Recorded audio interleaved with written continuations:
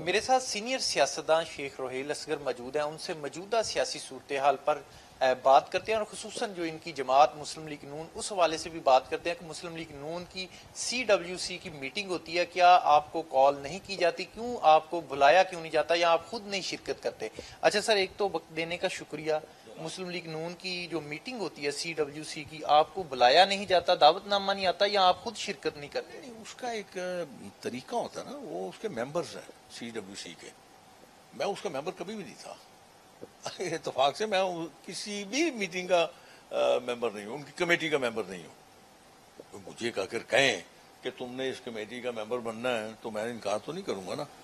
جب مجھے بنایا ہی نہیں گیا تو میں وہاں پہ جاؤں گا بھی نہیں. میاں صاحب نے صدر بننا ہے, جنرل کونسل نے ہاتھ اٹھانا ہے, میں یہاں سے بیٹھ کے ہاتھ اٹھا دوں. آپ ایک الزام لگاتے ہیں کہ میرا حلقہ جو تبدیل کیا وہ یاد صادق اس میں اہم. بالکل 100%. اس سے مل کے کیا, 2 بندے ہیں, اس کا تو انہوں نے بتا دیا نا. اور چیف الیکشن کمیشن اس میں شامل تھا. اس کی رضا منشا کے بغیر نہیں ہو سکتا, کیونکہ جب ہم لوگوں نے جا کے اس کے خلاف کی تھی تو ٹرن ڈاؤن کر دی ہماری ریکویسٹ. تو الیکشن والے دن بھی یہ لوگ اثر انداز ہوئے ہوں گے؟ پتہ نہیں, ہوئے ہوں گے, لازم بات ہے.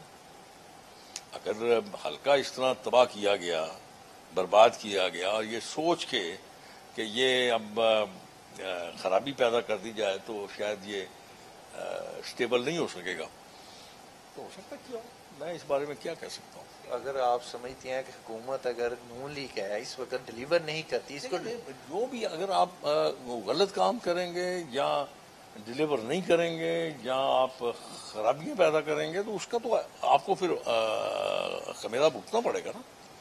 یہ بالکل نہیں ہے. اب وہ زمانے چلے گئے کہ لوگ بغیر سوچے سمجھے نعرے لگاتے تھے. اب نہیں, اب آپ لوگوں کو فیسیلیٹیٹ کریں گے تو آپ کا نعرہ لگے گا.